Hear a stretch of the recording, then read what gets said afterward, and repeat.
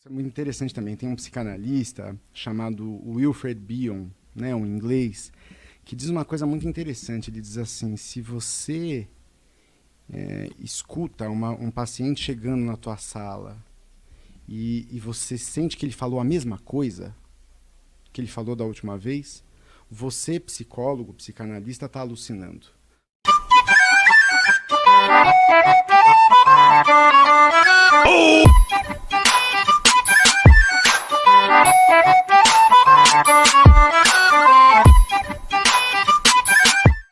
Que existe quase que um papel de detetive do psicólogo de ouvir e falar, meu, da onde que é, qual que é a raiz desse problema? Porque a pessoa, eu fiz muitos anos de terapia, eu sei, não parece completamente são, mas talvez por causa disso. Mas eu lembro que assim, o meu psicólogo de uma época tal, ele falou assim, cara, nem sempre o cliente que vem aqui, não dá pra esperar que ele é a elite dos ótimos, porque ele vai falar sempre a verdade. Porque ele tá encobrindo muito que aquilo é a versão dos fatos dele, né? Da vida dele e tal.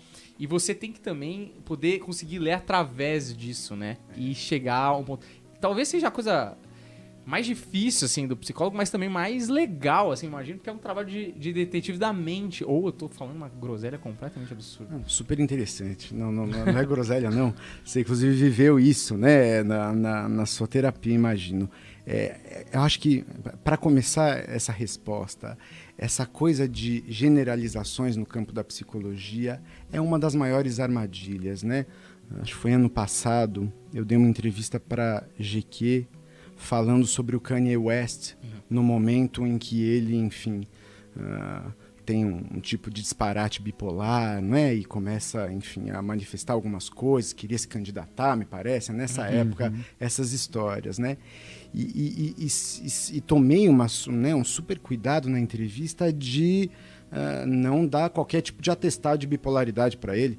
Eu não o conheço, nunca ouvi, né, assim, pessoalmente, não sei do que se trata. A gente costuma falar que bipolaridade é qualquer coisa, qualquer tipo de alteração de humor, a gente já chama de bipolar, e é alguma coisa bastante específica. Então, psicólogo vai criando essa mania, falando de psicologia, psicólogo vai criando essa mania de nunca responder muito, né, de maneira generalista, porque a gente recebe, inclusive, no consultório, cada paciente que chega por vezes já chega com um diagnóstico ou com uma impressão do que ele deveria ter, ou procurou no Google, né, como a gente procura no Google qualquer coisa que a gente tem no corpo. O paciente chega e descobriu que ele é bipolar, TDAH, neurótico obsessivo, TOC. E o trabalho é justamente o contrário.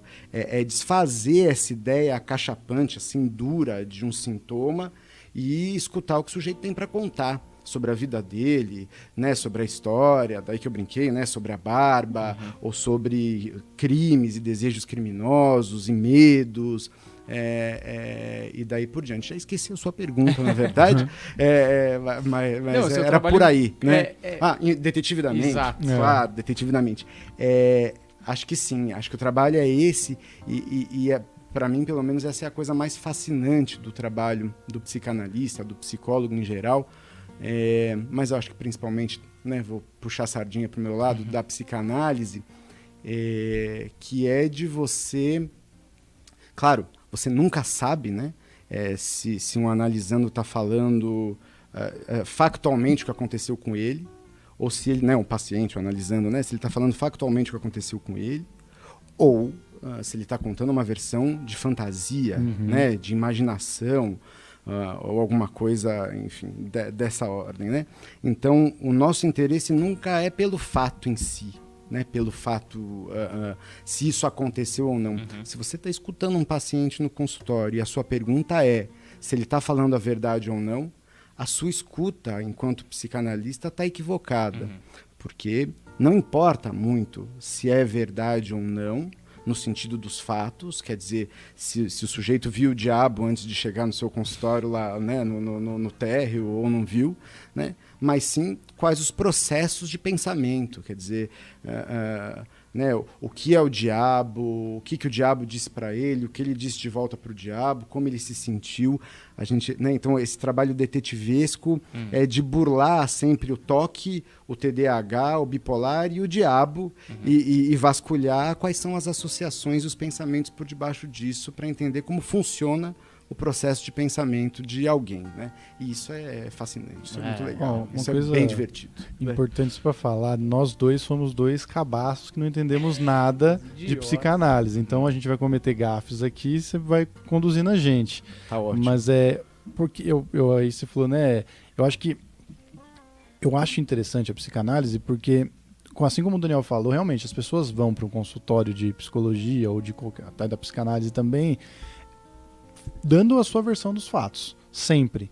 Sim. Então, é muito difícil, quando num diálogo, de repente tentar entender a situação. Mas vocês deixam o cara falar e vocês fazem perguntas pontuais, as perguntas certas, para que ele mesmo chegue na conclusão. E às vezes ele não vai chegar nem ali quando ele está com essa armadura na sua frente. Ele vai chegar porque você fez uma pergunta que ele vai processar na cabeça dele e entender que mesmo aquela mentira que ele estava contando tem um motivo, e aí, sei lá, o cara vai fazer uma autoanálise, alguma coisa que vai mudar, vai resolver o problema de algum jeito. Certo? Certo. Essas perguntas, vocês têm uma padronização de mais ou menos para onde vocês devem ir, ou vai surgindo a partir do que ele está te trazendo? Normalmente as intervenções são sim, conte-me mais sobre isso. Brincadeira, obviamente. A gente não tem perguntas específicas, né, de maneira alguma. Pelo contrário, né? Acho que isso é muito interessante também. Tem um psicanalista chamado Wilfred Bion, né, um inglês, que diz uma coisa muito interessante. Ele diz assim: se você escuta um paciente chegando na tua sala e você sente que ele falou a mesma coisa que ele falou da última vez, você, psicólogo, psicanalista, está alucinando.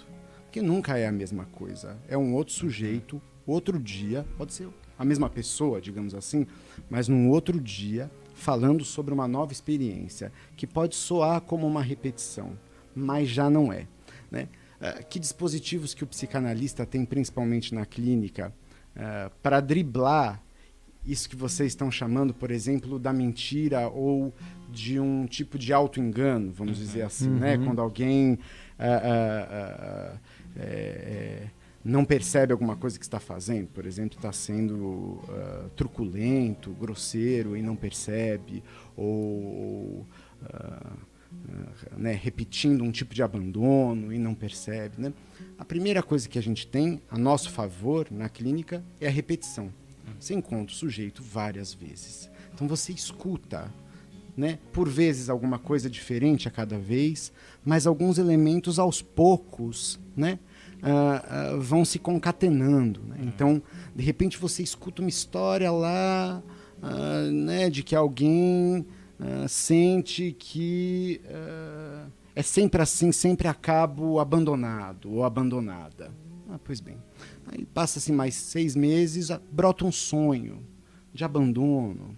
Aí passa-se mais 2 meses, olha lá, de novo estou prevendo já que fulano ou ciclana vai me abandonar. Você começa a perceber que tem um tipo de pensamento repetitivo a respeito disso, que independe dos fatos. Quer dizer, aí vai se depurando, assim, a gente vai conseguindo decalcar esses fenômenos que podem aparecer. Segunda coisa que a gente tem a nosso favor é a nossa relação com o paciente.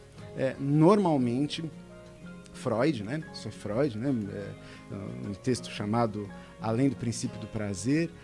Normalmente, o que o paciente não conseguiu elaborar na vida dele, algum pedaço da infância, da adolescência, que ficou, de alguma maneira, congelado, traumatizado, impedido de seguir um desenvolvimento normal, mental, se repete com o analista, né? com o psicanalista, com o psicólogo. Então, naturalmente, depois de um tempo de intimidade com alguém que entra na tua sala toda semana, ou por vezes mais de uma vez na semana, para conversar com você, naturalmente você começa a perceber que existem traços, indícios emocionais, coisas que te sugerem que essa pessoa está repetindo com você alguma experiência antiga que ela não conseguiu digerir, elaborar e viver de uma maneira mais saudável. E aí existe um espaço, então, dentro da clínica, não só de elaboração e de investigação do passado, né, esse trabalho detetivesco, mas também um trabalho existencial de atravessar alguma experiência muito dolorosa e conseguir subvertê-la de alguma maneira, né?